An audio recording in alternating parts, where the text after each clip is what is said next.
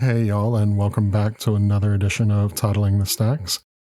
Listen, we have largely been an anti-book banning podcast in our short run here, but book banning is really in the zeitgeist, especially during Pride Month, and I just love it when people are passionate about things. And by people, of course, I mean mostly corporations and powerful interest groups with shadowy funding. But in that zone of book banning, I just want to offer a modest proposal. As long as we're dealing with low-hanging fruit, like books with rainbow flags and openly gay couples on the cover, we can't ever really go far enough. My modest proposal is that we have to just ban books, and certainly we're going to have to ban reading if we want to get rid of these alternative viewpoints. And we're going to present a case study today on just why that is. So stick with us after the break. It's truly salacious, truly insidious stuff, and you're going to want to hear it. Welcome to Toddling the Stacks, a human-produced children's literature podcast where we delve the archive for forgotten treasures to help you make sense of this impossibly large body of work and, hopefully, find some new favorites for your kid. I'm your host, Sean, an Ivy League English PhD with a toddler girl called Adeline, who is somehow even more critical of books than I am. Today, we're looking at 4 individual versions of a traditional and, again, frankly insidious Russian folktale called The Turnip or the Gigantic Turnip. It has a couple different names. Those editions are the Soviet edition that is published in English in the late 80s, the Russian edition that's published in Russian in 2016, the British edition, which is published in English around 1998, and Grandma Lena's Big Old Turnip, which gets its own fancy name in the US edition of 2005. I'll be referring to them throughout in this way, the Soviet edition, Russian edition, British edition, etc. But you can find any information that you want about these in the show notes on the website, authorship, publication, translation, illustrator names, as well as images to help guide you through our conversation as well. Those are all on the website. In this essay, I'm going to demonstrate that banning individual books will never suffice, that to truly eradicate alternative viewpoints, we need to ban literature and reading.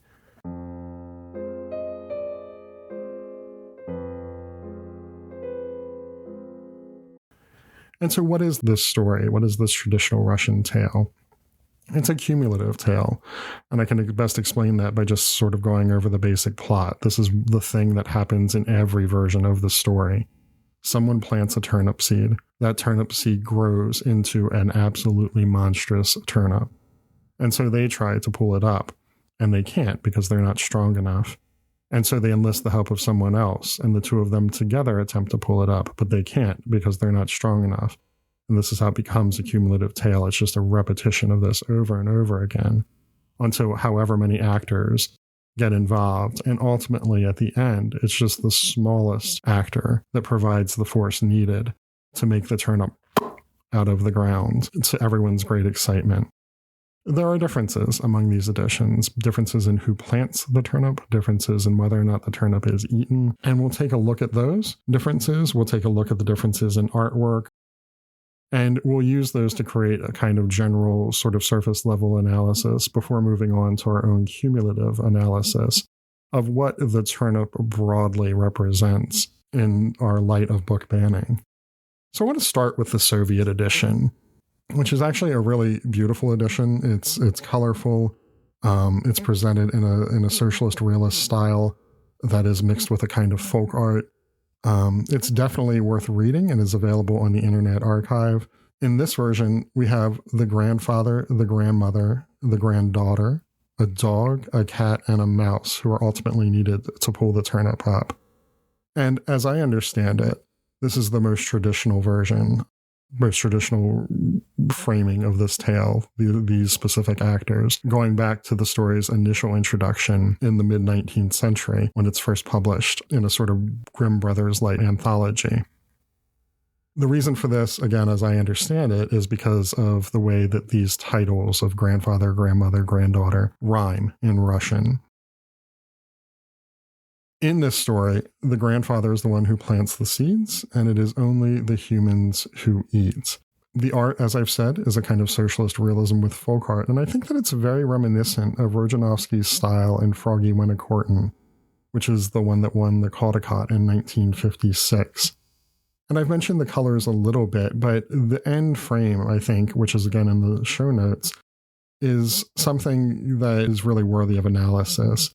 You'll see a stately grandfather who with very broad shoulders, a white fluffy beard. Throughout the tale, he has been illustrated in ways that suggest his musculature, his large hands, that bring dignity to a Russian peasantry, to the strength of the farmer. His wife, the grandmother, and the granddaughter alike have really rosy cheeks, fully fleshed out faces. They're just frankly plump in a way that makes them pleasant and appealing. In this final frame, after they've pulled the turnip up, they are eating a turnip stew that's been made with it on a small table that is barely large enough for all of them. And yet the grandfather's face is somber, but the granddaughter and the grandmother very joyful. And it gives you a wonderful feeling of this collective effort. Beneath them, the dog and the cat and the mouse that help to pull up the turnip are subservient to them and not partaking in the meal. As an overall work, I think that this, of course, as we might predict, and again, this is surface level analysis, lends itself to the notion of communism, right, to that dignity of the peasantry, the importance of future generations, and of course, the distribution of food according to need and according to what they've contributed to the production of that food. And so nothing here seems insidious just yet. This is a story about how we work together to overcome a problem, and we'll see that time and again. We see it in the British edition, and here a little bit different than the Soviet edition. We have an old man and an old woman who aren't characterized as grandparents. They have no family, they just have farm animals. This edition is much more about counting and learning the differences between seasons, and even learning some very rudimentary basics about gardening and farming. And so it's instructional for children in that way. Instead of the other members of the family, we have farm animals, including a cow, who you would really expect to provide more torque, the most torque out of anything in these stories. And yet he requires even more actors behind him than any other story. So he's certainly not putting out in the sort of boxer-esque way we might expect of the Soviet edition. This story also ends with a mouse. Here, the couple both together plant the seeds and everyone eats. And unlike the Soviet story, the mouse eats the most. And he gets cheese alongside the turnip as well, and we're not really sure where that comes from. The art is very different in this story in comparison. This is not realism at all. It's moved much more into the primitive, much more into the folk art category. Bodies here are distorted, they're almost grotesque and bulbous, and the ratios change and shift throughout. Sometimes we have short legs, sometimes we have long legs, in ways that might just be amateurish attempts at perspective, but don't really come across that way. It seems as though these bodies are actually shifting in strange ways. I think what we might be able to do in terms of surface level analysis of this particular book is just to see it as a sort of transmutation of the story into something that honors British stoicism and resourcefulness, that harkens back through the couple's age to the war, right? This sort of sense of British making do, of keeping the stiff upper lip, keeping calm and carrying on, all of that sort of thing. And you'll notice that both this and the Soviet analysis rely on very surface level stereotypes.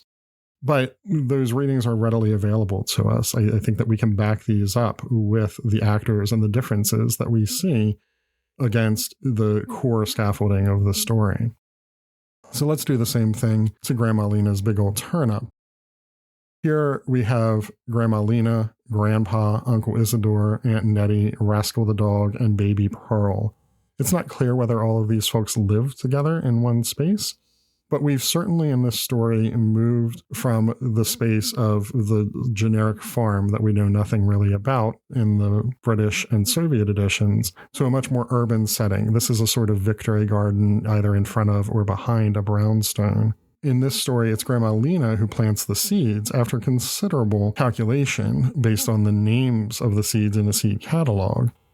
But at the end, it's everyone who eats. And this isn't just the actors of the story, and this is unique to Grandma Lena's Big Old Turnip. The entire community takes part of eating this turnip, though it is Grandma Lena alone who prepares it. The rest of the community also brings other sorts of food alongside them. The art here is more cartoonish than either of the previous examples, but the bodies are somehow more true to life, even than the Soviet realist one. Their faces are more expressive in their labor. I think that's part of what makes them more true to life. And their individual character is expressed through distinct clothing and features. They don't seem like stand-ins or chimera, which is a word I use a lot. They seem like people who the illustrator understood to be people with lives, right? Characters that have a backstory that can be expressed in these small moments, even though it's not expressed in the text. It's an elevation that makes this story rather nice.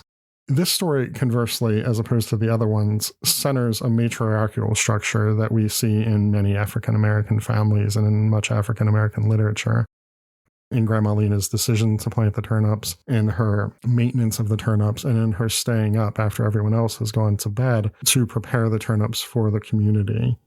And it centers African-American foodways as well in this sort of communal celebration that we see, and we even saw in last week's episode for Juneteenth with the gathering table. In that it creates something more than just the basic moralism of this story, which is the cumulative tale of everyone getting together to overcome. It paints a more real world.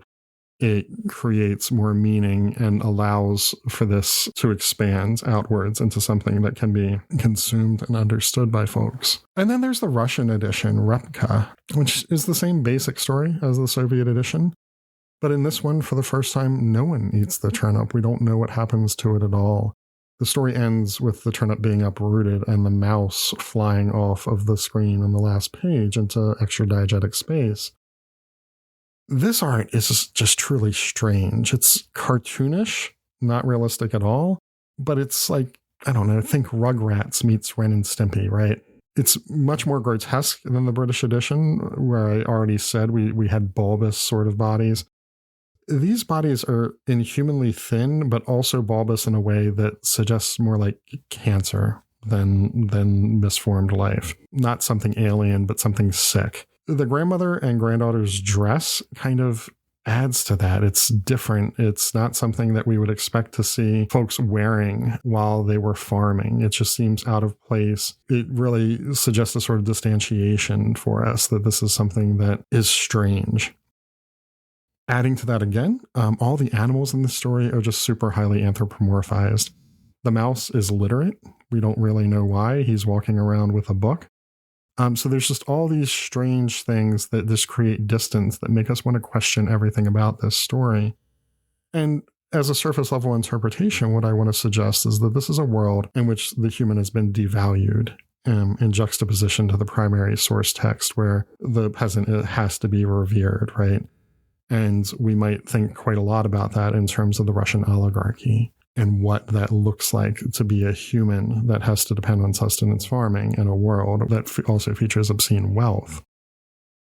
And so for each of these, we have the ability to look at differences and to look at these individual instantiations of actors who help to pull up the turnip and to create new meaning based on the differences that each iteration provides. And this is one feature of literature in large that makes it super volatile and super uncontrollable, and in some sense then super dangerous, right? Because it depends on how we interpret each of these things as to what it means.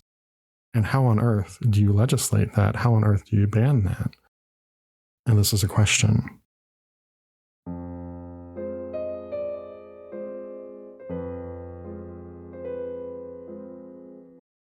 So in each reading of this story, I've assumed that the turnip is merely a symbol for some problem that's too large for the individual to bear. That is, that its meaning can't be fixed either, right? Like, we talk about what the different actors mean, we talk about the societal moment that these are published in, and we can provide these sort of very generic readings that get placed on top. But overall, all of these become stories about how a given culture solves its problems. And I think that's right, but the turnip is the only constant. And to ignore the turnip, I think, creates a huge problem for analysis and exegetical concerns. So what is the turnip? Well, the turnip is something that festers in darkness, growing larger and larger until one day it can't be ignored anymore. Then actors from all walks of life come together to unearth it. Everyone is universally happy when they do, and for the most part, everyone consumes it gleefully. And we have to remember, of course, that you are what you eat, even if this is a cliche. And in this way, I think it becomes clear that the turnip is nothing more or less than a symbol for the kinds of queer literature that we've been discussing. And how insidious is this? I mean, this is a story with absolutely ancient roots. It goes very far back into Russian culture. It's first published at nearly the same time when Tsar Nicholas I had made homosexuality punishable by exile to Siberia. And it gets through with no problem. It's actually revered as part of the long history of Russia. And in our edition specifically, it's made it through Soviet censors. It's made it through England's Section 28. It's enmeshed itself in traditional African-American values and foodways. And it's survived a Russian government that declares open expressions of pride to be criminally extreme. There is not a good time in any of these iterations for this to be a metaphor or a symbol for homosexuality. And yet, if we view the turnip in this way, it must clearly be that. And so it becomes the turnip, a veritable wolf in sheep's clothing and proof that surface-level book bans can't ever be enough. Hopefully, it's obvious that this has been satire. Book bans aren't. Book bans are deadly, deadly serious. The American Library Association reports that 2025 saw challenges to over 4,000 titles, and that essentially ties 2023's record for the most books challenged in a year. 39% of those, quote-unquote, represent the lived experiences of LGBTQIA plus people and people of color. Books providing representation for transgender folks are under special attack, with bills like H.R. 7661 specifically seeking to outlaw them at the federal level. Now, most people are against this. The ALA commissioned polling that showed that overwhelmingly and across party lines, Americans oppose banning books and trusted librarians to curate appropriate collections for their patrons. And in turn, most book banning efforts don't begin with individuals or concerned parents, but rather with well-funded special interest groups. But while H.R. 7661 is unlikely to pass, similar efforts at the state level have proven much more successful, with a considerable majority, 66% of those challenged in 2025, being banned effectively at some level. And that's a chilling thought because it's clear to me that book bans won't stop there. They never have. There are whole periods of time where reading has been criminalized, where certain populations have been not taught to read, or where literature has been written in languages that they were not allowed to be taught, Latin, for instance. This is a very slippery slope. Banning shuts down valuable dialogues that we could be having about literature and its highly formative effect on young people. I don't think anyone disagrees that parents and educators should be working together to do the best thing possible for our children. And that's work that people, and I definitely do not mean corporations or shadowy and powerful special interest groups here. That's work that people need to do together in the communities and in their classrooms. And it's not work that we can do when books are being outlawed, when the government is actively stepping into these conversations and shutting down dialogue.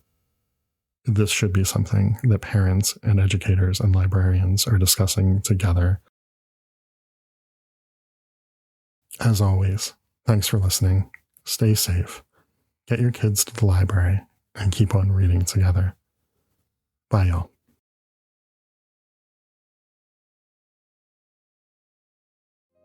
This has been Toddling the Stacks. Make sure to subscribe on YouTube or your podcatcher of choice for new episodes every Monday, and follow us on Insta, Blue Sky, and Facebook for the latest updates.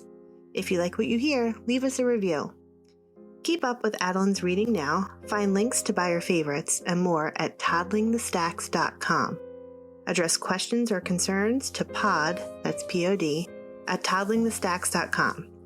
Graphics for today's show were created by Emily Tatro. Make a website so people can hire you, Emily. Thanks for watching. We'll see you next week.